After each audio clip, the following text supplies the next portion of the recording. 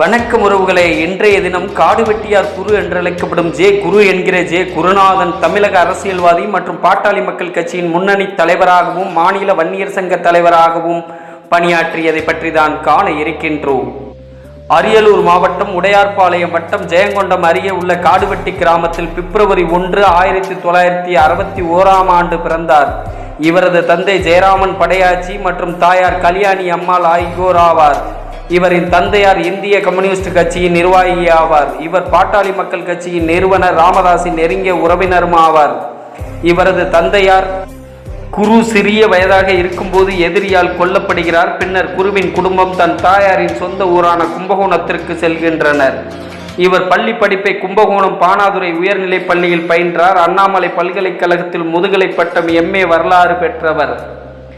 இவர் 1986 காடுவெட்டியில் திமுகவின் கிளை செயலாளராக இருந்தார். தங்கள் பகுதியில் வன்னியர்களுக்கு திமுகவில் முக்கியத்துவம் கொடுக்கப்படவில்லை என்பதால் கட்சியில் இருந்து விலகினார். பின்னர் வன்னியர் சங்கத்தை விரிவுபடுத்துவதற்காக MK ராசேந்திரன், வீரபோக மதியழகன் ஆகியோர் பாமக நிறுவனர் ராமதாஸ் தலைமையில் குருவை வன்னியர் சங்கத்தில் இணைத்தனர். படிப்படியாக செயற்குழு உறுப்பினர், ஒருங்கிணைந்த திருச்சி மாவட்ட செயலாளர் பதவி வகித்து பாமகவில் வளர்ந்தார். பின்பு வன்னியர் சங்க தலைவராக பதவியேற்றார். இவர் அரியலூர் மாவட்டத்தில் மாற்று சமுதாய சமநிலையை கருத்தில் கொண்டு 7 அம்பேத்கர் சிலைகளை திறந்து வைத்தார். தன் சொந்த மாவட்டமான அரியலூரில் இரட்டை குவளை முறையை ஒழித்தவர். வன்னியகுல சத்திரிய இளைஞர்களால் மாவீரன் குரு என்று அழைக்கப்பட்டார். 2 முறை சட்டமன்ற உறுப்பினராக இருந்தும் எளிமையாக இருந்துள்ளார்.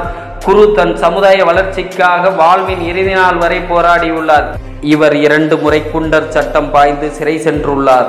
2001 ஆண்டிமடம் சட்டமன்ற தொகுதியிலிருந்து மற்றும் 2011 ஜெயங்கொண்டம் சட்டமன்ற தொகுதியிலிருந்து வெற்றி பெற்று தமிழக சட்டப்பேரவை உறுப்பினராக பணியாற்றியும் உள்ளார்.